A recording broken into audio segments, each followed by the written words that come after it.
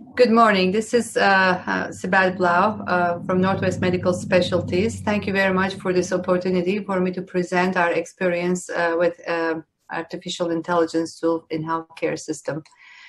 Northwest Medical Specialties is an independent community oncology practice south of Seattle. We have 5 locations.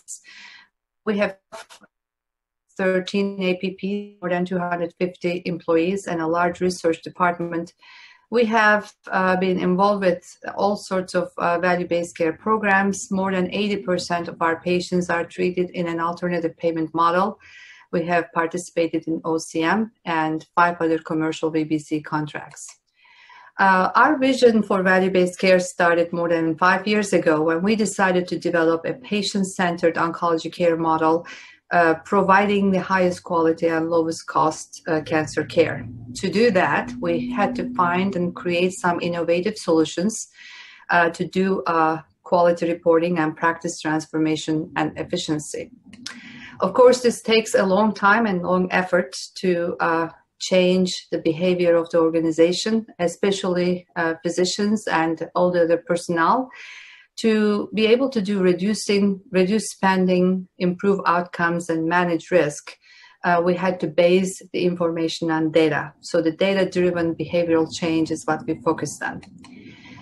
We have used several different tools for anything from data analytics to artificial intelligence. And for today's presentation, I'm going to focus on the artificial tool we used that's called Javion. So how this artificial machine works. So when we look at the predictive analytics, what is very available to the physicians to identify high-risk patients is based on those manual predictive analytics. The AI machine takes the information with the background, socioeconomic, and other demographic information they have, and by combining this with the information from our EMR system, they can identify the patients that are less obvious to the clinicians. So combining these would likely change the outcomes, and that's what we focused on in our practice transformation at our clinic. And also this tool helped us finding which intervention could be most applicable for each patient, making this actually actionable. So looking at this whole workload and where we started and how we developed this system, the workload reduction by narrowing the clinician's focus on meaningful action was the first step, and to strategize this allocation of the resources through patient risk propensities. For example, using case managers versus palliative care referrals versus other resources that we have or we had to create within our own organization was how this worked, which resulted in improved patient outcomes. But we had to optimize the care, address the unknown barriers to care, which is not always very obvious to us, because as busy physicians or even other personnel in the practice, we're not so much focusing on the social barriers and other determinants in the socioeconomic level. So that resulted in the improved patient experience through this case care optimization and also clinician satisfaction as the patients get better care. To start this process, we looked at different vectors, and in the initial phase, we determined that 30-day mortality, pain management, 6-month depression and 6-month deterioration, 30-day avoidable admission, emergency room visits, and readmissions were the ones that we took as the vectors. And by taking the data from our EMR and combining with their socioeconomic and other determinants, the AI, the machine, gave us on the left side here a blurred patient information per patient, different risk factors. And the red is the high risk, medium is the orange. And you look at each row has every person's risk factors on different areas, 6-month depression or 30-day avoidable inpatient admissions, and so on and so forth. And then when you look at it from the patient's view, the portal view example, this is one specific patient when we determined one of these vectors was 30-day mortality. And if the patient shows up in this high risk on a given week, then we can determine what factors really cause this patient to be high risk and what interventions on the right column that could be implemented to solve the problem if it's a solvable problem. Just out of this 30-day mortality, we have developed some systems in the practice that made major changes and transformation. So every flow for every vector is different, and this took some time to determine and develop, but this is a 30-day mortality vector, and this is the workflow around it. And this is the pain management vector. And when we looked at with other practices that piloted this machine with us, their workflows looked completely different from this.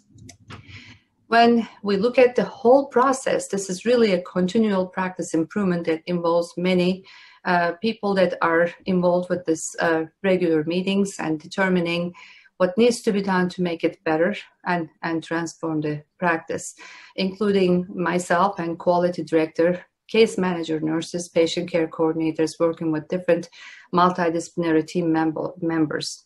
One of the major things that came out of this 30-day mortality tool, we soon enough realized that when every week physicians get a list of their patients showing up as high risk 30-day mortality, we didn't know if they were avoidable deaths like sepsis or other ill conditions, or they were end-of-life issues, so we had to hire an acute care advanced practice provider for 2 clinics for this. And this was the area that we were extremely weak initially. If you look at our data compared to OCM, other practices of OCM, we were 36% less hospice utilization than our peers in 2016. JVN was implemented in early 2018, and we have seen a significant progress in our hospice utilization, although we did develop other systems such as advanced care visits and supportive care or palliative care visits for all stage 3 and 4 patients. Even though that process started way before JVN, we saw significant improvement after the AI was placed in our practice. And this is the emergency room visit decline. Again, we saw a 22% reduction between 2015 and 2019 in our practice.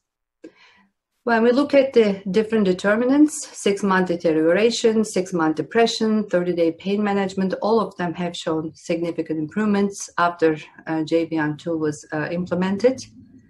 And when we look at the pain and mortality metrics, on the left side, we have quarterly average number of palliative care referrals and supportive care visits. Like I said, we already had implemented that before JVN in 2016, but we had seen a significant improvement in those numbers, as well as hospice referrals. And then same thing with depression screenings, and quarterly average number of monthly case management evaluations significantly improved for high risk and medium risk patients. I'd like to finish with a 30-day mortality patient story. So this patient showed up on day 1 as a 30-day high-risk mortality patient. This list is provided to the physicians once a week, and a case management also works with the physicians on determining if this patient should take end-of-life route or sick evaluation route. This patient is a stem cell transplant patient from an unrelated donor and very complicated course. When we determined this patient to be a high risk on Tuesday, we looked at her labs that had been drawn on Monday, and we drew more labs on Tuesday, called her up, and she complained severe symptoms, although she was waiting for her appointment. That was once a week appointment on Thursday. So we brought the patient next morning, as she declined to come that evening or go to the emergency room.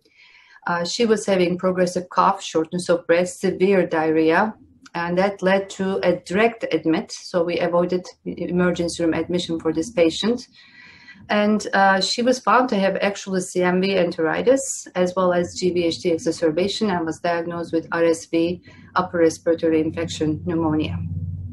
So after proper care, this patient's risk factor dropped to downgraded to medium risk on day 8, and patient is doing well and much better now. Now, if this patient had waited until Thursday, I think it's potentially very high risk for mortality. As she showed up in the list, she could have died. So with this information, I'd like to conclude and open to questions. Thank you so much.